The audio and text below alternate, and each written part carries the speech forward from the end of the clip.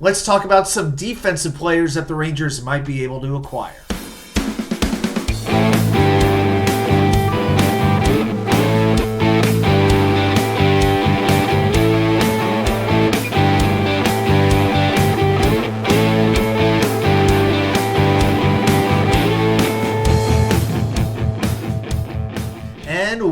Well, welcome back to New York Sports WickerMedia. I'm Wa2K99. Thank you, as always, for taking the time to watch these videos. And speaking of watching these videos, wow, I did a video on 10 forwards that the Rangers might be able to acquire, and that video has gotten a whole lot of views, so I thank you very much for that. One of those forwards has now been traded, Anthony Mantha, who I thought that might be an interesting acquisition for the Rangers. Had him towards the bottom of my top 10, on his way to the Vegas Golden Knights for a second-round pick and a mid-round pick in a couple of years down the road. Very good pickup for Vegas. So now we're going to kind of go a little different direction on this one. I've got 5 defensemen that I'm looking at here that the Rangers might be able to acquire. I don't think defense is as dire a need as forward is, but there are just too many times when this defensive unit just does not clear the crease. I would like to add a little bit more of a physical presence on defense as an option, sort of like the Justin Braun for this year. You know, the 7th defenseman the Rangers acquired for the 2022 stretch drive, helped take them to the Eastern Conference Finals. Didn't play every game, but he was a steady, reliable defensive presence. So I've got 5 defensemen here to look at. Number 5 for me is Justin Schultz from the Seattle Kraken. So yet another player from Seattle who I think would be a pretty good fit with the New York Rangers. He's 33 years old, making $3 million, a free agent after 2024. I think he'd be a decent third-pairing defenseman. He's won 2 Stanley Cups in Pittsburgh, played with Washington. At this point in his career, he's not going to give you a ton of upside, but he is a smart, reliable defensive player, adds some good experience to the room. You know, I think he could be a stabilizing presence on the third pair.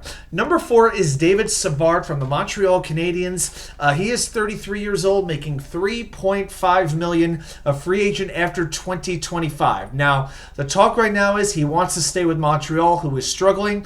They value what Savard brings to the table. Plays quite a few minutes. He will block shots, a very steadying presence. Also, for a young team, he's a very respected veteran presence. But now that, you know, a defenseman like Chris Tanev has been traded, Savard could sort of be the plan B. Plus, he brings a Stanley Cup ring into the locker room as well. So, Kent Hughes, the general manager for Montreal, is he open to trading Savard? I don't know. For a 33-year-old player, if he gets the right offer, I think he might be willing to make that trade. I think if I had to make a bet on that, though, I think Savard goes to the Vancouver Canucks. Tyler Myers, very good defenseman, right-handed defenseman, also is week to week with an injury. Savard might be a good fit, but if I'm Chris Drury, I'm at least making the phone call. Number 3 is going to be Joel Edmundson, currently with the Washington Capitals. We now know for sure Washington is in seller's mode for the first time in, my gosh, what seems like 20 years. But Edmundson, 30 years old, making a very cheap $1.75 million free agent after this season.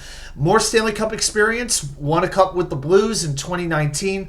His best days may be behind him, but he could still make a pretty good impact on the defensive side. And a very, very low cap hit. That works very well. Which he has actually 75 games of postseason experience with St. Louis, Montreal, and Carolina. So Joel Edmundson, I think, could be had for a pretty low price. Number 2, I don't know if this guy's going to be available at this point, but it's Alexandrecarrier from the Nashville Predators. Now, the Predators, as of this recording, have won 8 games in a row. They locked up Tommy Novak, a young center, to a 3-year deal, who I wanted the Rangers to acquire. He just wasn't made available thanks to this Nashville winning streak.